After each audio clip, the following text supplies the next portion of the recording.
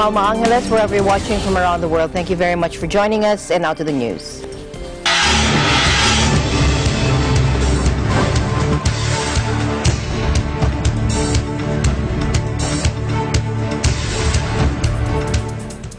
U.S. President Donald Trump announced a plan to ground all Boeing 737 MAX aircraft amid intense international and political pressure following the second deadly crash in less than 5 months. Take a listen. Thank you very much for being here. I know that you've all been following the terrible tragedy of the Ethiopian Airlines crash this weekend. Tragic. The FAA is prepared to make an announcement very shortly regarding the new information and physical evidence that we've received from the site and from other locations and through a couple of other complaints. We've had a very, very detailed group of people working on the 737-8 and the 737-9 new airplanes. We're going to be issuing an emergency order of prohibition to ground all flights of the 737 MAX 8 and the 737 MAX 9 and planes associated with that line. I've spoken to Elaine Chao, Secretary of Transportation, Dan Elwell, Acting Administrator of the FAA, and to Dennis Muhlenberg, CEO of Boeing. They are all in agreement with the action. Any plane currently in the air will go to its destination and thereafter be grounded until further notice. So planes that are in the air will be grounded. If they're the 737 MAX, will be grounded upon landing at the destination. Pilots have been notified. Airlines have been all notified. Airlines are agreeing with this. The safety of the American people and all people is our paramount concern. Our hearts go out to all of those who lost loved ones, to their friends, to their families in both the Ethiopian and the Lion Airlines crashes that involved the 737 MAX aircraft. It's a terrible, terrible thing. Boeing is an incredible company. They are working very, very hard right now. And hopefully they'll very quickly come up with the answer. But until they do, the planes are grounded. At least 5 complaints from pilots in the United States in recent months about the Boeing 737 MAX 8 jets during critical moments of flight. The MAX 8 is the aircraft involved in 2 crashes in the last 5 months, including the Ethiopia Airlines crash that killed 157 people this weekend. Countries around the world are grounding the 737 MAX 8, Europe, Asia, South America, and now the U.S. The Federal Aviation Administration said that new evidence and satellite data indicated similarities with Sunday's crash of an Ethiopian Airlines 737 MAX 8 minutes after takeoff, killing all on board. Now that link warrants further investigation of the possibility of a shared cause for the 2 incidents, the FAA said in an emergency order grounding the 737 MAX 8 and MAX 9 aircraft. Dozens of airlines and governments around the world had already taken that step. Now, the cause of the tragedy in Ethiopia has not been determined, although the black boxes with critical data and recordings of the pilots were retrieved on Monday and are due to be shipped to France for analysis. Boeing already announced it was working on an update to its flight software and training on the aircraft.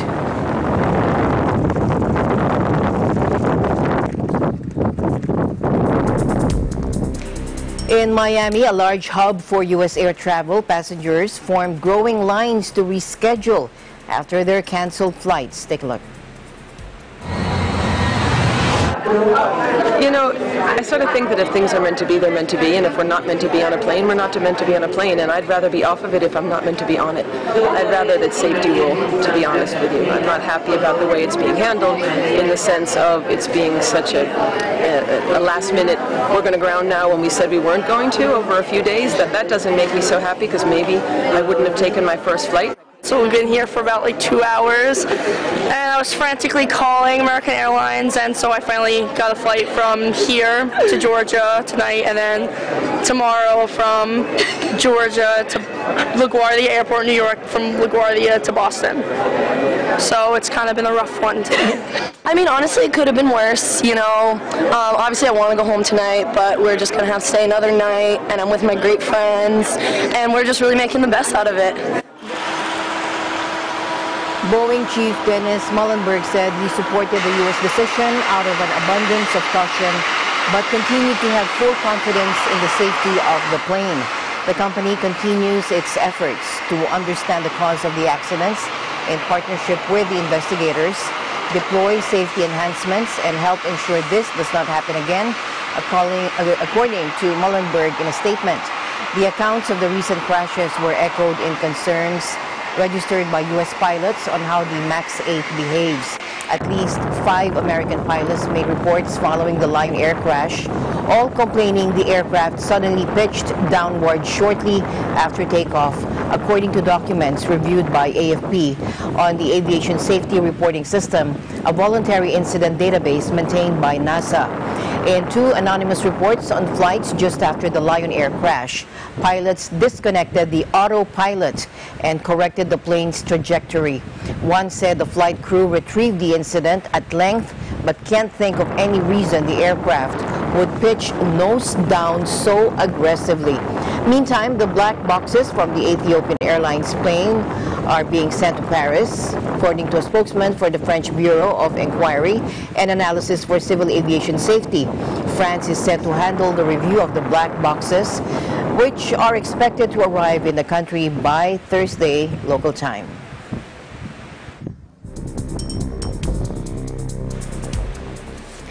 In other news, upstart Democrat Beto O'Rourke announced he is running for president, joining a crowded field of candidates vying to challenge Donald Trump in 2020. Take a look. Amy and I are happy to share with you that I'm running to serve you as the next president of the United States of America. This is a defining moment of truth for this country and for every single one of us. The challenges that we face right now, the interconnected crises in our economy, our democracy, and our climate have never been greater, and they will either consume us or they will afford us the greatest opportunity to unleash the genius of the United States of America. In other words, this moment of peril produces perhaps the greatest moment of promise for this country and for everyone inside of it. And I are happy to share with you. He has been discussed as a potential candidate ever since his unexpectedly tight race last year to unseat Texas Republican Senator Ted Cruz when his grassroots campaign of inclusion and getting people politically involved gained national attention. O'Rourke now enters a big pool of Democrats seeking to oust Trump. They include several U.S. Senators, Elizabeth Warren, Kamala Harris, Cory Booker, Kirsten Gillibrand, Amy Klobuchar, and the leader among current candidates, liberal powerhouse Bernie Sanders. The last main piece of the 2020 election puzzle on the Democrat side is former Vice President Joe Biden, who has said he will reveal his political plans soon. O'Rourke, a former punk musician who sometimes went skateboarding to blow off steam on the Texas campaign trail, has been tipped to quickly achieve rock star status with a run. In his Senate run, Beto ran an unconventional campaign, espousing progressive positions on immigration and health care, while traveling to every country in strongly Republican Texas in a bid to heal political divisions. I'm running to serve you as the next president of the United States. In other news, another body has been recovered from the rubble of a building housing a school that collapsed in Nigeria's biggest city, Lagos. Rescue workers said on Thursday, taking the death toll to 9.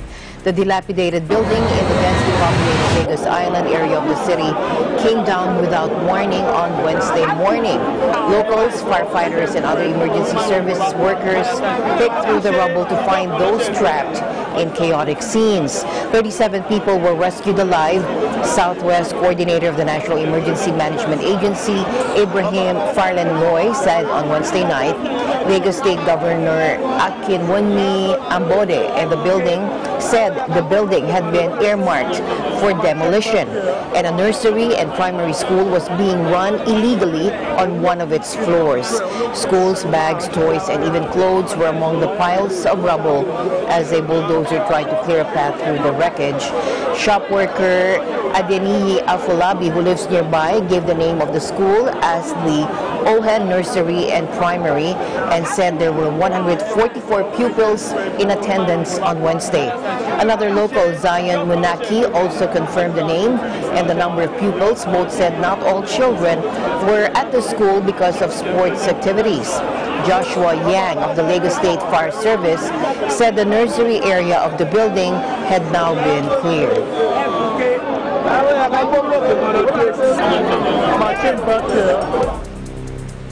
Two former pupils shot dead 8 people, most of them students and staff, at a high school near Sao Paulo, Brazil on Wednesday before turning their weapons on themselves, according to authorities. Take a look.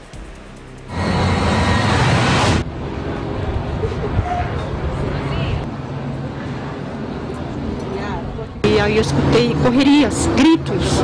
Vim até o portão, abri o portão, aí me deparei com um aluno da escola, baleado, aqui no meu portão.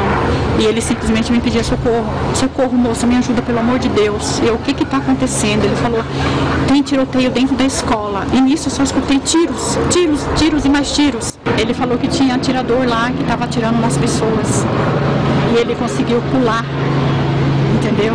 Então, provavelmente, acho que na hora que ele passou, acho que a bala pegou ele de raspão, porque a bala foi de raspão. A gente ficou trancados, aí os alunos, tinha muitos alunos passando mal, inclusive eu.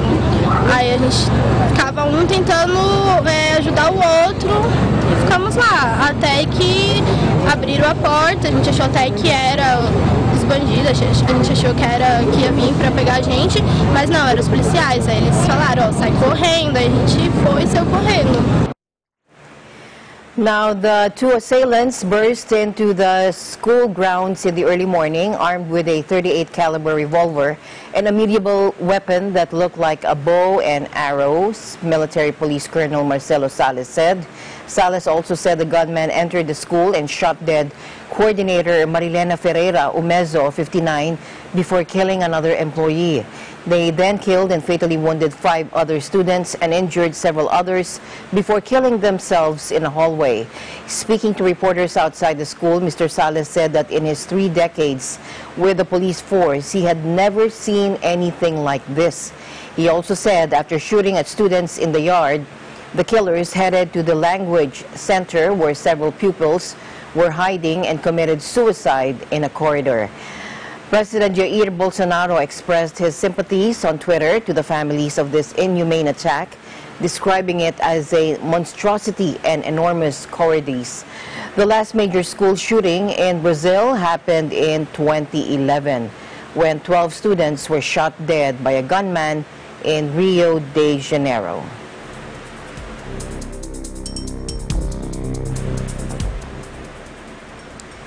President Duterte has instructed the Cebu Police to conduct an investigation on the murder of 16-year-old Christine Lee Silawan in Lapu-Lapu City, Cebu, Malacanang said on Thursday. The president on Wednesday expressed outrage over the killing of Silawan, who was found dead in a vacant lot in Bangkal village in Lapu-Lapu City, Cebu. Silawan was found naked from the waist down and skinned to the skull. Authorities later found out that the killers also took out the anterior part of Silawan's neck and extracted her trachea, tongue, esophagus, right neck, muscle, and right ear. Yung rape noon at binabantayan pa namin. And you know, if you know Maggie de la Riva, she's really beautiful. Ano yung utak mo na how she could have endured such brutality. Pero ngayon, kita mo naman bata, raping yung 5-year-old na bata ng pare. Tapos kahapon may pinatay ang mga binalatan yung muka. Tapos yung iba 4 months old. The victim in Cebu was identified as Christine Lee Silawan. She's a student of Maribago High School and was first reported missing by her mother after she failed to return home from serving as a collector in church on Sunday. Investigation on Silawan's case is still ongoing.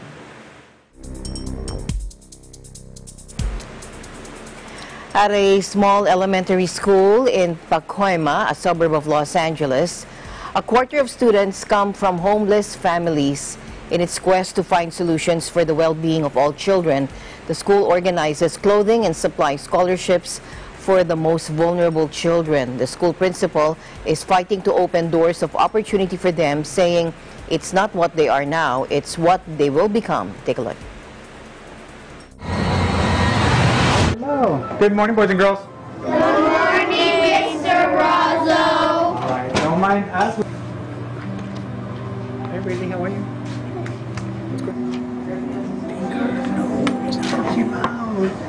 If you don't have a safe place to do your homework, if you don't have a place to sleep on, and you're constantly wondering about where your next meal might be coming from, if you're going to get a meal, that gets troublesome. As someone that's 7, 8 years old shouldn't have to worry about it. Say, stand up. That would be an angel. Sit down. Let me see. Wiggle your toes.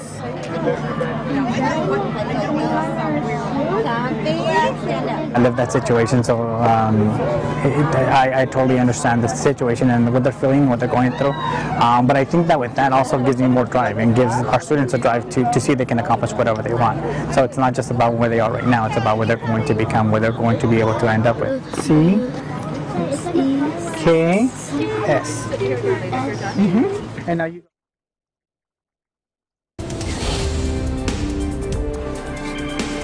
And we'll be back with the environment news right after this break. Stay tuned.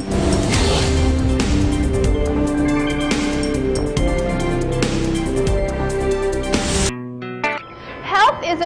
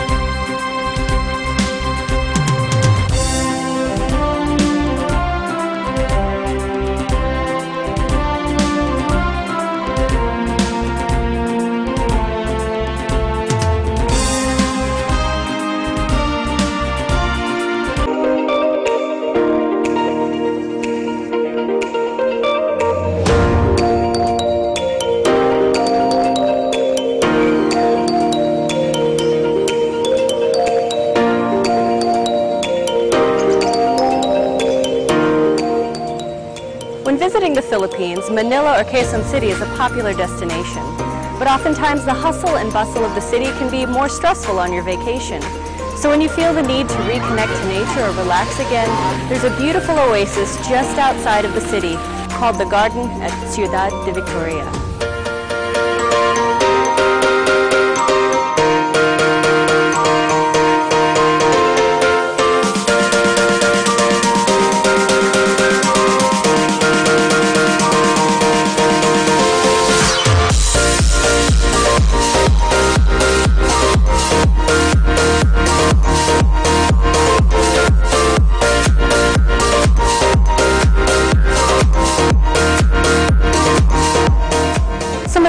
species that you can see here include hydrangea, snapdragon, and stargazers. They're truly beautiful.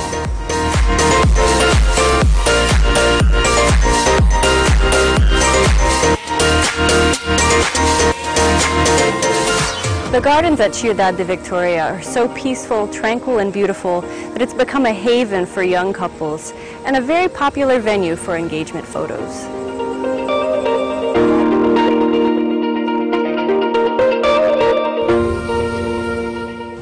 The next time you want an escape from the big city, the garden at Ciudad de Victoria is a wonderful place to visit.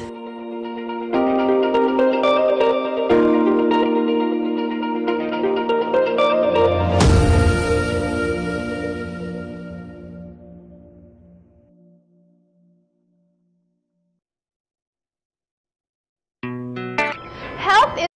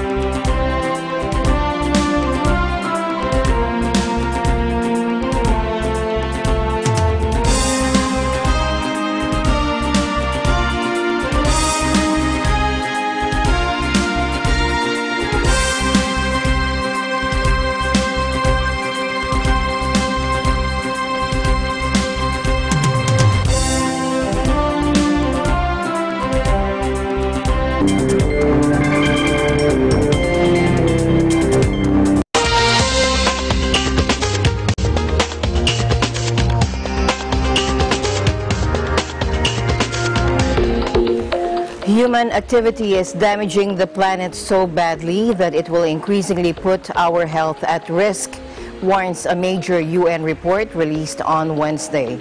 UN Environment describes the Global Environment Outlook, which was produced by 250 scientists and experts from more than 70 countries, as the most comprehensive and rigorous assessment completed by the United Nations in the last 5 years.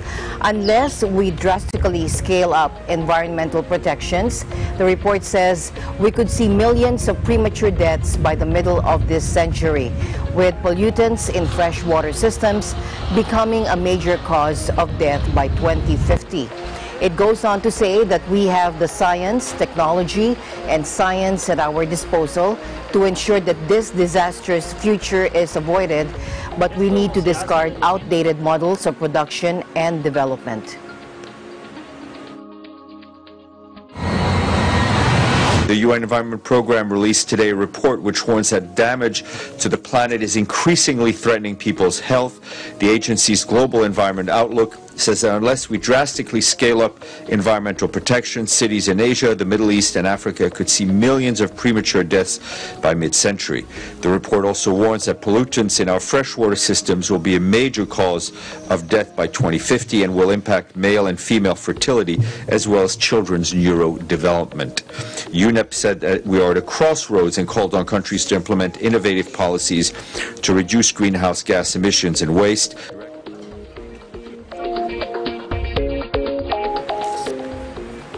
Colorado's governor declared a state of emergency as millions across the central United States dealt with a major storm system. Take a look. As many as 74 million people faced a severe weather ranging from blizzard conditions to heavy rain and flooding as the major winter storm moves through the central part of the U.S. A Colorado State Patrol officer, Corporal Daniel Groves, 52, was killed Wednesday after he was struck by a vehicle on Interstate 76. He was responding to another vehicle that slid off the road. In Colorado, the storm underwent bombogenesis, also known as a bomb cycle or cyclone. Bomb cyclone stems from the intensity of this particular storm system, where a rapid drop in air pressure leads to very high winds along with heavy precipitation. The National Oceanic and Atmospheric Administration says it happens when a cold air mass collides with a warm air mass, such as air over warm ocean waters. An area north of Omaha was evacuated as floodwaters topped a levee, according to television station KETV. Now, the National Weather Service also predicted river flooding from rain and snow melt in parts of Iowa, which could last into the weekend.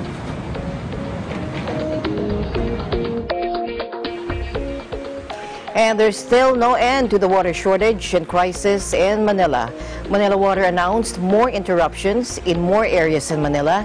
Speaking to Palace reporters, presidential spokesperson Salvador Panelo said the Duterte administration is already concerned about the water shortage. While leading water concessionaires Manila Water and Maynilad get their water directly from Angat Dam in Bulacan, only consumers of Manila Water have experienced water scarcity. And Malacanang pledged to look into this unprecedented water service interruption that's affecting hundreds and thousands of Filipino families. No, my question... In other words, wala sanang water shortage kung bigyan ng allocation. Kasi yun din ang parang pinupoint ni Secretary Delphine Lorenzana na lahat naman ang gagaling sa Angat Dam wala naman daw problema sa Angat Dam. Yun nga, sir Puno naman. Correct. So baka naman yung distribution lang ang nagka-diferensya. Kung totoo na ang Angat Dam is punong-puno at lahat naman nanggagaling doon, hindi nga totoo. So something is wrong with the efficiency in distributing as well as the quotas or the shares. Nga sinasabi ni, parang yan ang gist nung sinasabi ni Secretary Lorenzana dun sa kanyang chat, na the water comes from Angat Dam and there is no shortage nun as far as the particular dam is concerned. Puno, walang kulang. So bakit nagkakakulang yung distribution? So, gaya ng sinabi nyo kanina, kulang yung binigay yung allocation dito sa parte ng Manila. Yun ang siguro alamin natin bakit nagkaganon. Hindi natin alam kung, iimbestigahan nga, kaya nga iniimbestigahan kung bakit, ano ba nangyari. Kasama yun sa executive order. Okay. Kung silang may kasalanan, we'll make sure that they will be accountable. Okay. Basta it's current. Investigation is underway. It's coming from the Office of the President.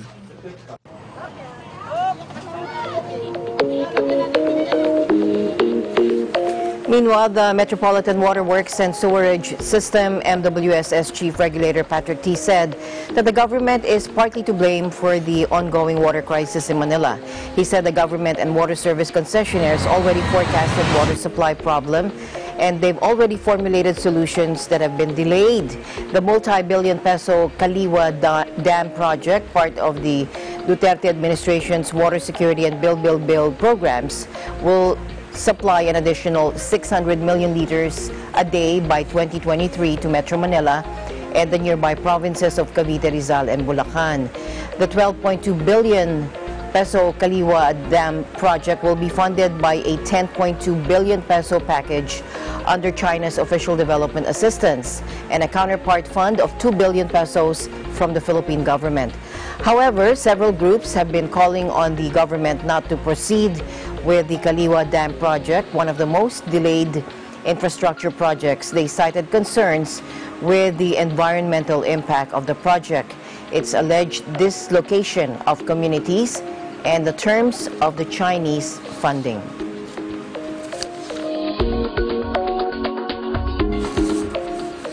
To other news now, a Vietnamese woman suspected of assassinating the North Korean leader's half-brother lost her bid for immediate release as Malaysian authorities refused to drop the murder charge days after her Indonesian co-accused was freed. Doan T. Wong broke down in tears as a prosecutor announced the Attorney General had rejected a request to free her, and her trial would continue. She had been on trial for a year and a half over the 2017 assassination of Kim Jong-nam at Kuala Lumpur Airport. Take a look.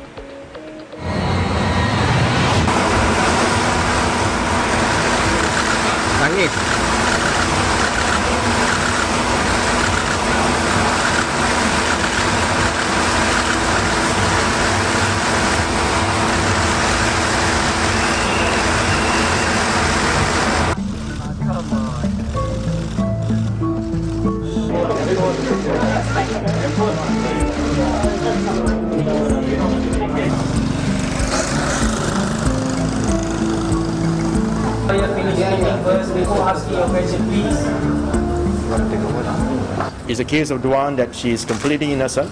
She's a scapegoat. Her case is the same as that of Siti Aisha. There are no differences, similarities all along.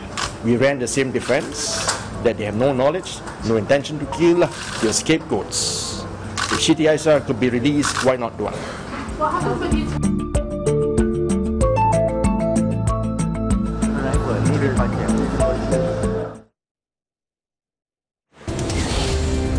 The news continues here on Eagle News International. We'll be right back. Stay tuned.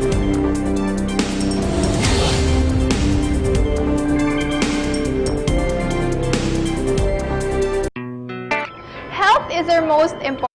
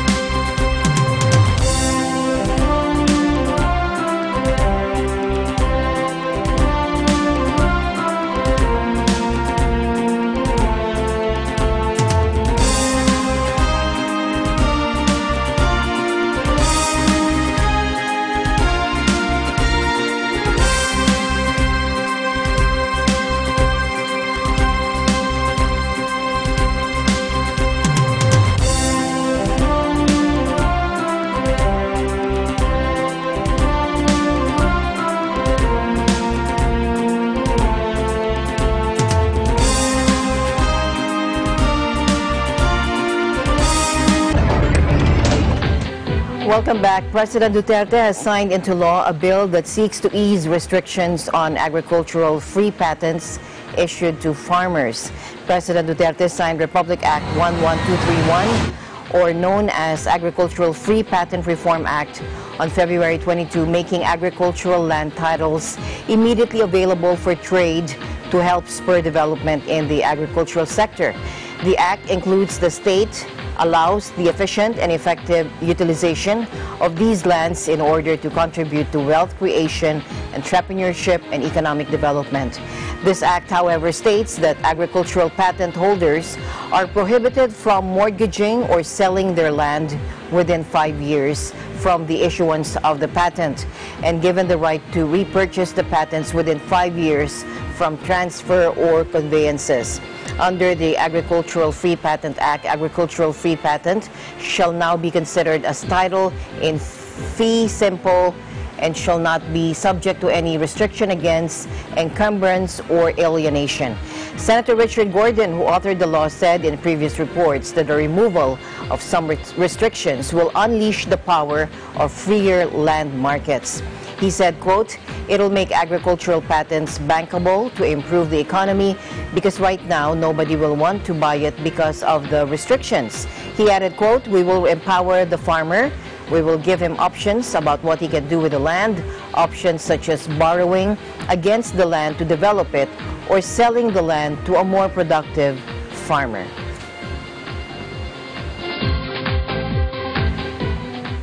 In other news, British MPs signaled their opposition to leaving the EU with no deal on March 29 in another blow to Prime Minister Theresa May's authority, which opens the door to Britain requesting a Brexit delay. Wednesday's no-deal vote is not binding under current law. The UK could still leave without a deal on March 29 unless an extension is agreed with the EU. Theresa May's proposal made clear that no deal was still the default option, but lawmakers decided instead to back an amendment rejecting no deal in all circumstances. Addressing the House of Commons, May said the logical consequence of the votes was for the MPs now to decide if they wanted to postpone Brexit, but she said the EU would only support a short delay if MPs agreed her deal. Without that, there will need to be a much longer extension. In such a scenario, she said Britain may have to hold European Parliament elections in May. Take a look.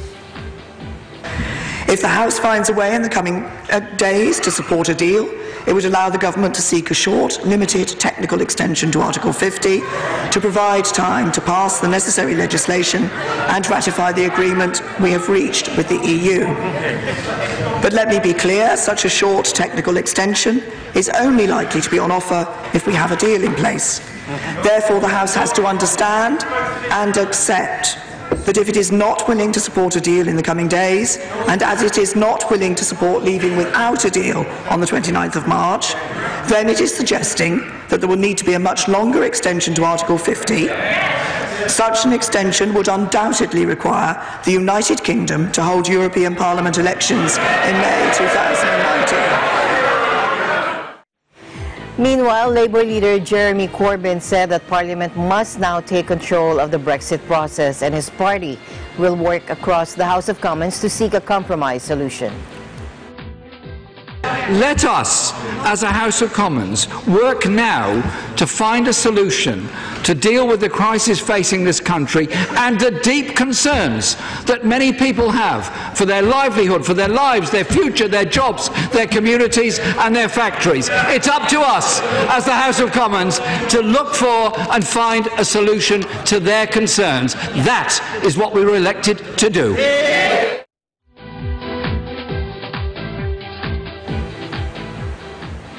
All right, let's find out what the European Union is saying. EU leader Donald Tusk said that European capitals could approve a long delay to Brexit in a last-ditch push to persuade Prime Minister Theresa May to change her negotiating red lines. During consultations ahead of next week's EU summit, Tusk said he will appeal to the EU27 to be open to a long extension if the UK finds it necessary to rethink its Brexit strategy and build consensus around it. As President of the European Council, Tusk will be the host of the March 21 summit in Brussels that may be asked to decide whether to push back Britain's March 29 departure from the Union. Tusk's support for a longer delay may encourage pro-divorce MPs fearful that a Brexit deal would trap London in the Union to look again at May's proposed deal, which she insists is the best form of departure on offer.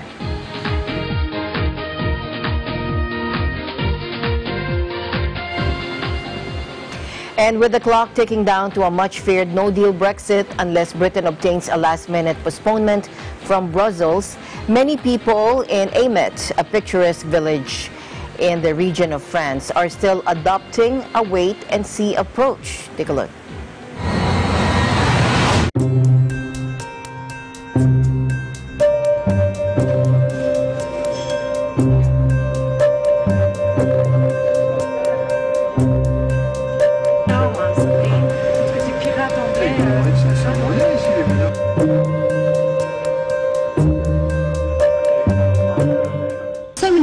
Going around, have you done this, have you done that?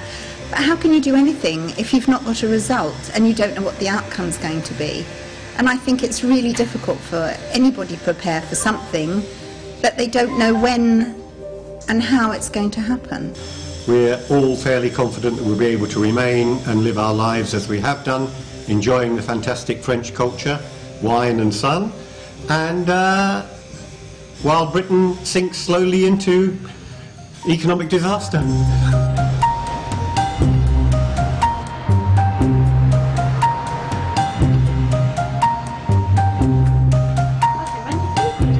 We have no plans to return to the UK to live. Our only plan is to be in France, and we just hope the political situation allows us to do that.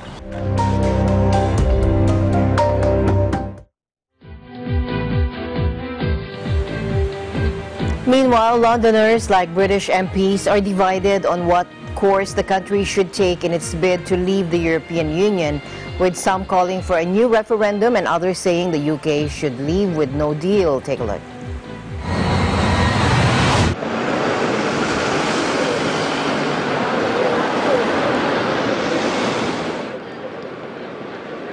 I voted for Brexit, but I think we're all sick and tired of it, and we just want it to be over. That's the main thing, and we wanted it to be over last night and by the 29th, but it's not. It's going to drag on, it looks like. I think there needs to be a second referendum. I think people need to be given a choice, because I don't think people voted knowing what was going to happen. Unfortunately, our deceitful Prime Minister and many in her cabinet have tried to derail the Brexit process by never standing strong to the EU, saying, if we don't get a proper deal, we're just walking away.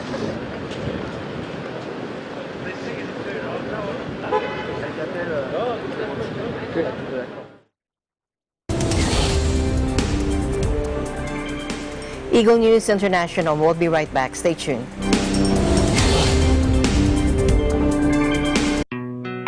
Help!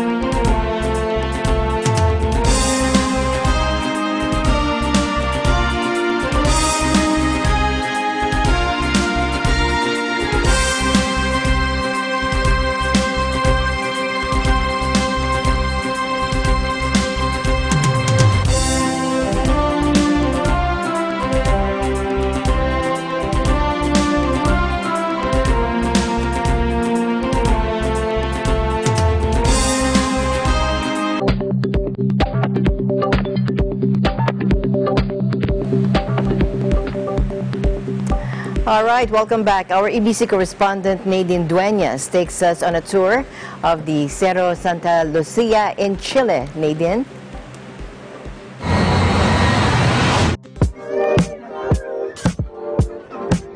Isn't it that when you visit a place, one of the things you look for is the perfect spot where you can take a panoramic picture of the city? Well, if you are planning to visit Santiago, Chile, Cerro Santa Lucia is what you are looking for. Towering over the city at 69 meters high, this beauty is considered a perfect spot to relax, unwind, and breathe in the view. This urban treasure is built on a hill located in the heart of the city and situated along Alameda del Libertador Bernardo O'Higgins in the south, Santa Lucia Street in the west, and Victoria Subercaso on the east. Cerro Santa Lucia is recorded as the remnant of a 15-million-year-old volcano. It used to be a lookout point for conquistadors when they were conquering Chile.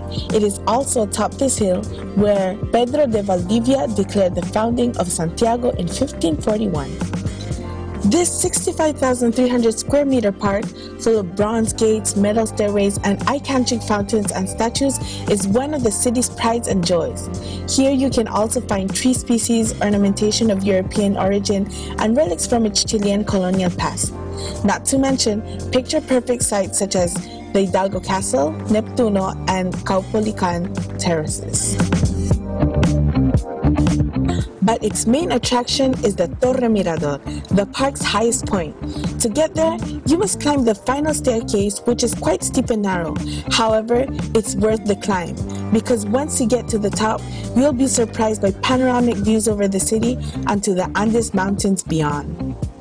And then you will come to understand every single word of the saying, the best view comes after the hardest climb. Reporting from Santiago, Chile, I am Nadine Dueñas, 1 with 25.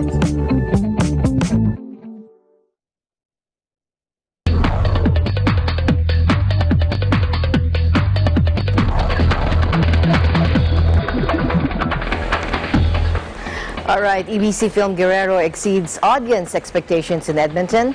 Here's the report. The EBC Films production of Guerrero continues to delight audiences in North America. At a recent screening in Edmonton, Canada, the audiences reacted enthusiastically to this touching story. Some moviegoers traveled more than 4 hours to Edmonton to attend the first and only screening of Guerrero in northern Alberta. Guerrero follows the story of a promising boxer through his ups and downs. The film, with its cast of up-and-coming actors and actresses, succeeded in making the audience laugh and cry, with its plot full of twists and turns. At times, Julio Cesar Sabinerio, who plays Ramon Guerrero's 10-year-old brother Miguel, seals the show with punchlines that take humor shots at his brother. Pero hindi. Kasi hanggang sa matapos, talo siya. And for some, like Nick Shaw's, the message in the story packed a powerful punch. Never give up. That's the main thing. Always never give up. That's all I can say. Shaw's adds he could really identify with the story. I thought the movie was very inspirational. I got a lot out of it. Some of those parts were things that happened in my life, so maybe not exactly the same, but the metaphor was there, and I totally loved it. So I hope anybody else who ever gets the chance to see it, definitely go see it. Expectations were high for this movie as it received multiple awards and nominations in the Philippines and even internationally.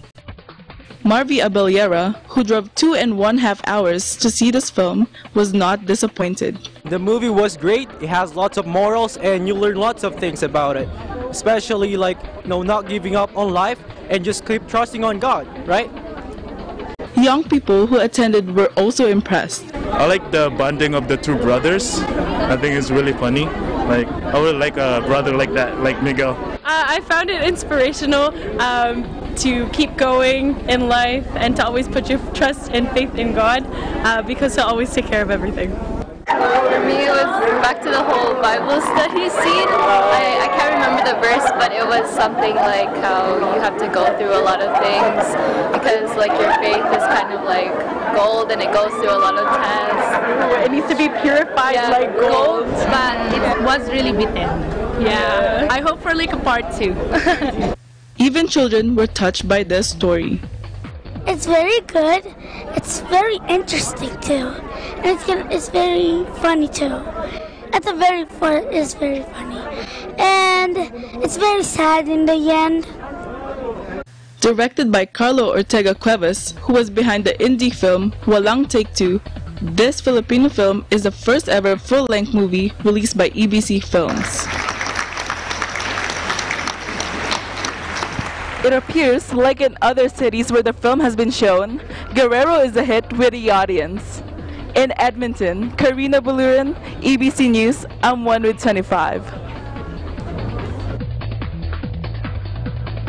Thank you, Karina. In celebration of International Women's Day, the Philippine Consul in New York once again hosted an evening in celebration of distinguished Filipino women. Our bureau chief in New York, Joanne Blanco, reports.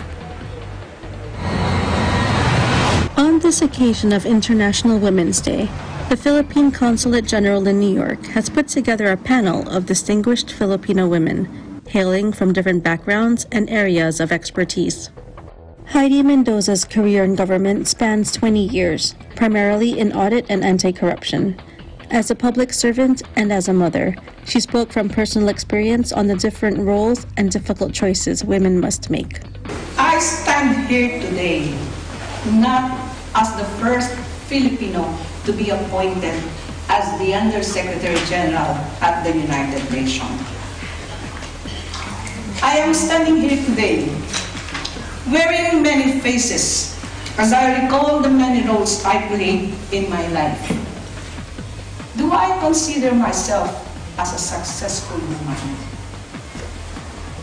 If ever I do, I would rather see myself as a successful mother. I would rather have that my accomplishments be measured by the achievements of my children. Unfortunately, I think I may have failed because most of the time I spent a lot dreaming for a country that deserves all the love and respect of its citizens. I spent more than half of my life fighting against the corrupt and the weak politicians of the country. I spent more than half of my life trying to convince everyone in the world that the Filipinos deserve a better place in this world. Major Jessica Prasad had these words of advice to empower women in the workplace in helping them move forward to leadership positions.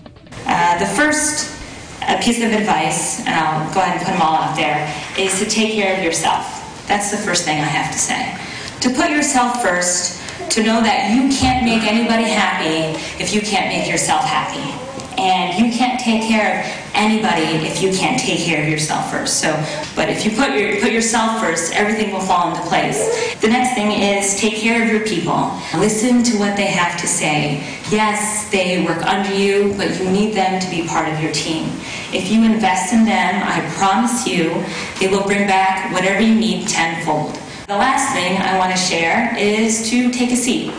And what I mean by that is don't sit down, don't relax, but come Monday morning, women and men, come Monday morning when you're going to work, and there's that morning meeting, that morning Monday meeting we all dread. When you walk in there and you see the table, instead of just kind of waiting for everybody to come in the room and fill and take a seat and you're sitting against the wall, get in there and take that seat. If you're in there and you're in the room, then you deserve a seat. Sit down, be ready, and be prepared. You might not know what's going on in the meeting or what's happening, but your presence there will exude confidence. It'll show that you're there to play, and ultimately you will win. Erin Robles moved to New York to follow her passion in art and design and fulfill her dream of becoming an interior designer. She began documenting her food adventures when Instagram was fairly new, and now her page has over 70,000 followers.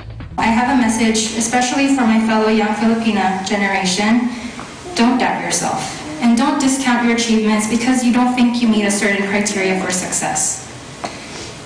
Many times at work meetings, until today, I question if people take me seriously. Sometimes I'm the youngest, I'm the only female, I'm Asian, sometimes I'm the youngest female and Asian in the meeting room. And no matter how well I'm doing, sometimes I still feel inferior, and I really shouldn't. The truth is, if you work hard in something, in whatever field or aspect of life, just be proud of it and own it. So now, instead of asking myself, why me, I say, why not?